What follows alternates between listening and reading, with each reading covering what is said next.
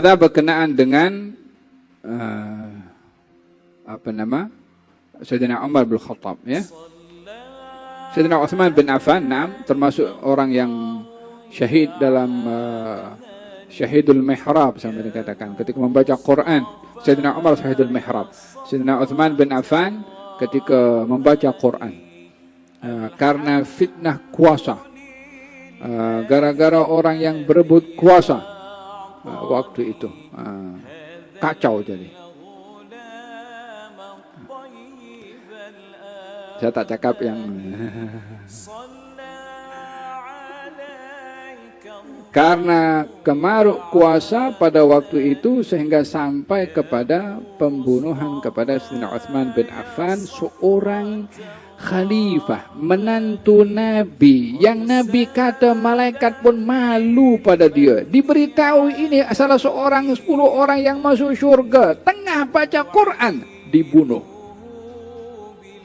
Kurang apa yang dilakukan oleh Sayyidina Utsman pada waktu yang menandakan Islamnya dia, baiknya dia, sedang baca Quran, sedang qiyamul lail, khalifah lagi, dibunuh gara-gara kuasa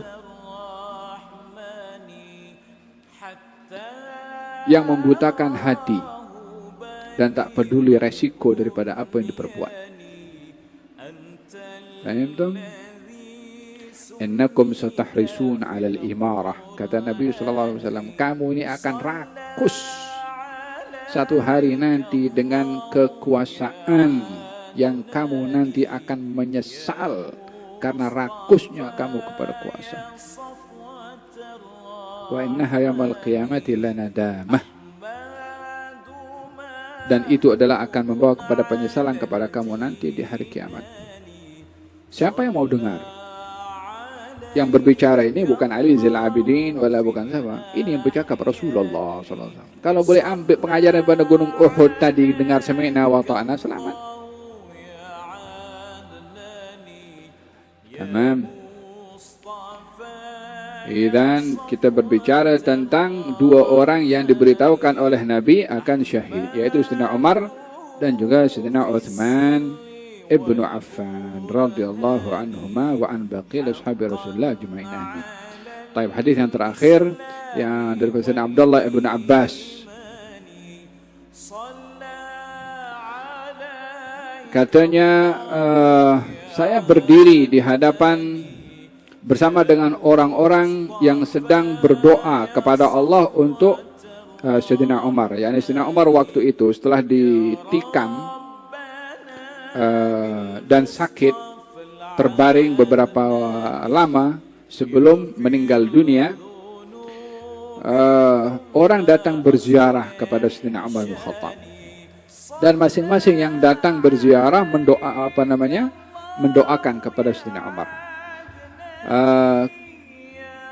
Sayyidina Abdullah bin Abbas yang kebetulan waktu itu sedang menziarahi Sayyidina Umar, mendengarkan ada orang di belakang, tepat berada di belakang bahu Abdullah ibnu Abbas. Katanya, semoga Allah merahmati engkau, wahai Amirul Mukminin. Sesungguhnya aku mengharapkan agar supaya Allah menempatkan engkau bersama dengan 2 sahabatmu. Karena sesungguhnya aku sentiasa mendengar Rasulullah bersabda, dahulu saya bersama dengan Abu Bakar dan Umar. Pernah saya melakukan sesuatu bersama dengan Abu Bakar dan Umar. Yakni selalu Nabi itu cerita, dulu saya dengan Abu Bakar dan Umar. Sikit-sikit Abu Bakar dan Umar. Sikit-sikit Abu Bakar dan Umar. Menunjukkan kerapnya 2 orang ini bersama dengan baginda Rasulullah SAW. Kata Sayyidina Ali mengatakan, kekerapan aku mendengarkan Nabi cerita tentang Abu Bakar Umar, Abu Bakar Umar, Abu Bakar Umar. Aku mengharapkan Allah menjadikan engkau, wahai Amirul Mukminin Umar, bersama dengan 2 orang yang mendahului kamu, yaitu Rasulullah dan juga Sayyidina Abu Bakar As-Siddiq, dihimpunkan bersama dengan 2 sahabatnya. Maka Sayyidina Abdullah bin Abbas menoleh ke belakang, ternyata orang yang berucap tadi adalah Sayyidina Ali bin Abi Thalib. Dan ini juga menunjukkan betapa hubungan Sayyidina Ali dengan Sayyidina Umar bin Khattab. Katanya Sayyidina Umar, macam-macam tuduhan kan. Kata Sayyidina Umar itu mengganggu keluarga Sayyidina Ali bin Abi Thalib, ya kan. Kemudian Sayyidina Umar katanya yang kacau keluarga Sayyidina Ali bin Abi Thalib. Ini Sayyidina Ali puji kepada Sayyidina Umar. Katanya disepak rumahnya Sayyidina Ali sampai jatuh istri Sayyidina Ali. Sejarah ada bercerita seperti itu. Takkan orang sehebat Sayyidina Ali, keluarganya dikacau, dia diam tak lawan. Oh, mana boleh. Siapa itu keluarganya Sayyidina Ali? Bukankah putri Rasulullah, darah dagingnya Rasulullah? Mana boleh Sayyidina Ali diam kalau keluarganya diganggu? Tak akan mungkin diam. Ini orang cerita. La ilaha illallah Muhammad Rasulullah. Faham tu? Ini Sayyidina Ali puji kepada Sayyidina Umar. Jadi suara-suara tu yang bercerita tentang hubungan antara sahabat dengan ahlul bait, tak ngam ke saling ini cerita jelas. Quran cerita, sunnah pun cerita. Apalagi yang nak didengar daripada mulut orang yang cakap pasal sejarah. Faham tu? Kalau ditanya apa rujukan kamu sejarah, kita baca Quran tak mau dengar, kita baca hadis tak mau dengar, sejarah mau didengar. Firman Allah tak mau dengar, cakap Nabi, sabda Nabi tak mau dengar, sejarah kata macam tu. Takkan nilai sejarah tu lebih suci daripada Quran?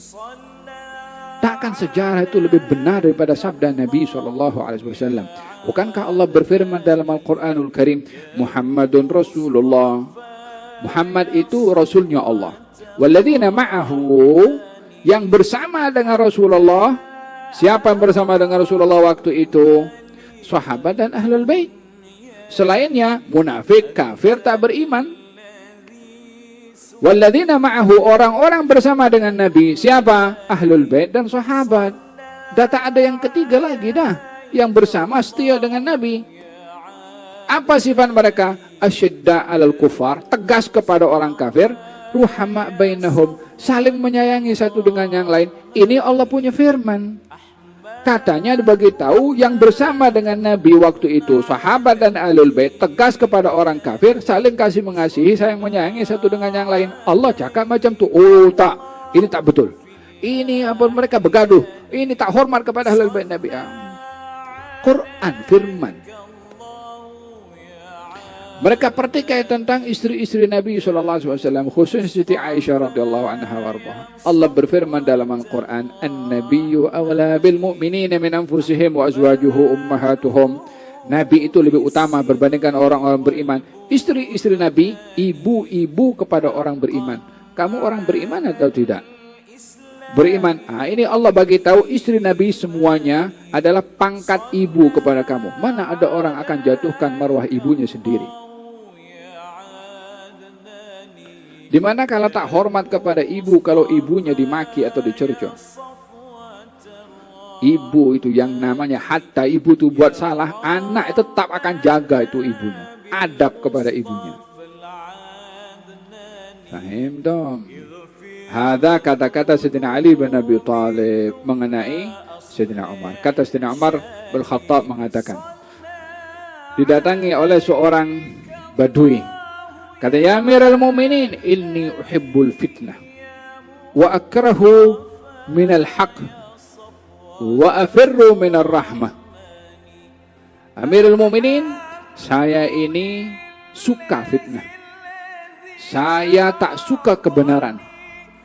Dan saya lari daripada rahmatnya Allah subhanahu wa ta'ala. Diambil rotan oleh Sayyidina Umar, ada sebat orang itu. Kaifa cakap macam tu? Kata Sayyidina Ali, ya Amirul Mu'minin, betul dia cakap. Gaya Abul Hasan, macam mana dia betul punya cakap? Gal dia mengatakan uhibbul fitnah. Fitnah dimaksudkan di sini adalah hal-hal yang bersifat orang sayang kepada istrinya, fitnah. Ya kan? Innama amwalukum wa azwajukum fitnah. Zuyyina lin-nasi hubbu syahawati minan nisa' wal banin wal qanatir al-muqantarati min adh-dhahabi wal fiddati wal khayl musawwamati wal an'ami wal harth dzalika mata'ul hayatid dunya wallahu indahu husnul ma'ab. Fitnah di sini merujuk kepada sukanya orang kepada hal yang Allah letakkan pada fitrah. Suka kepada pasangan, suka kepada anak, suka kepada harta. Ada orang tak suka kepada itu semua, semuanya suka. Jadi ketika mengatakan dia suka fitnah, merujuk kepada fitrah yang Allah letakkan kepada semua itu. Adapun dia lari daripada kebenaran, maksudnya adalah lari daripada kematian. Bukankah Allah berfirman, waja'at sakratul maut bil haq dzalika ma kunta minhu tahid. Datang kepada kamu kebenaran, yakni kematian itu. Yang itu kamu lari daripadanya. Allah yang beritahu macam tu. Ada orang mau cepat mati? Yang ketiga, aku lari daripada rahmat Allah Subhanahu wa taala, maksudnya adalah hujan itu kalau turun semua orang pergi lari berteduh.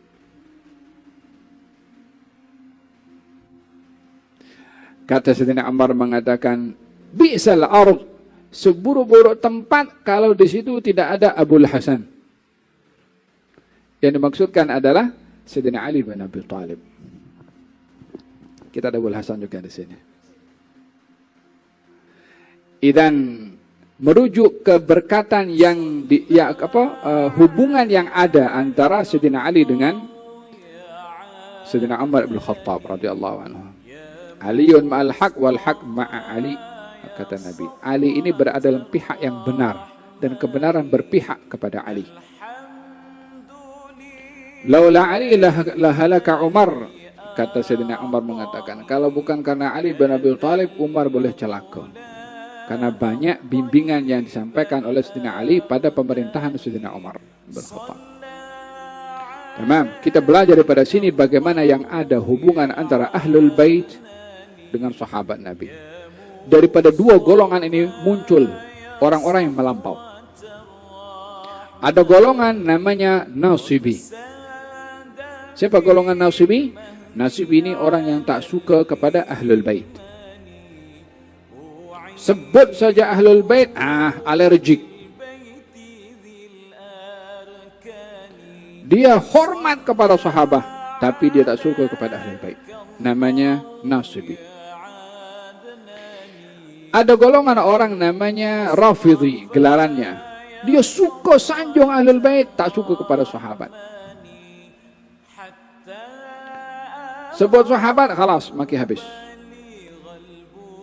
Kata Sayyidina Imam Syafi'i mengatakan, saya kalau di majlis puji Ali bin Abi Thalib, orang kata saya Rafidhi.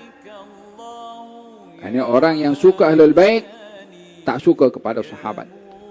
Kalau saya di majlis puji Abu Bakar Umar, orang kata saya ini Nasibi, yakni yang tak suka kepada Ahlul Bait. Kalau orang yang sanjung Ahlul Bait itu akan dikatakan Rafidhi, saya adalah orang yang Rafidhi, kata Sayyidina Syafi'i. Tak apa, nak tuduh apa. Ingin menunjukkan bahwa hubungan antara Ahlul Bait dengan sahabat adalah orang yang mempunyai hak kepada generasi setelahnya untuk masing-masing dijaga kehormatan. Ini dihormati karena dia kekerabatannya dengan Rasulullah. Yang ini dihormati karena persahabatannya dengan Rasulullah. Semua terkait dengan Rasulullah Sallallahu Alaihi Wasallam. Tak ada lebih daripada itu. Faham tu? Walihada Sayyidina Abu Bakar Siddiq mengatakan, urqubu Muhammadan fi ali baitih. Jagalah hak Muhammad pada keluarga Nabi Muhammad. yakni bahagian daripada hak yang mesti ditunaikan kepada Rasulullah setelah wafatnya Rasulullah adalah menjaga ahli keluarga Rasulullah. Sehingga apa-apa waktu itu didahulukan keluarga Nabi SAW. Paham dong?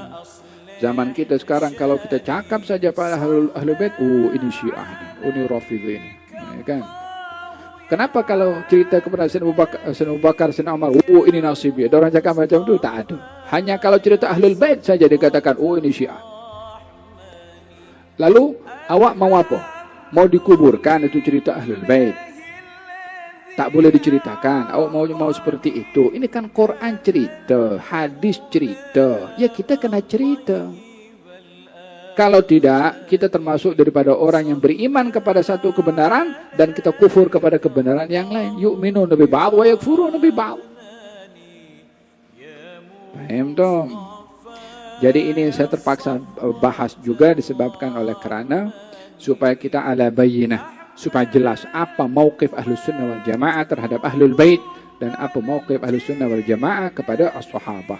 Tidak ada golongan yang menempatkan dengan sebenar-benar tempat kedudukan Ahlul Bait dan juga sahabah seperti mana golongan Ahlus Sunnah wal Jamaah. Selain daripada itu tidak terlepas daripada pelampauan. Wallahu ta'ala alam bisawab.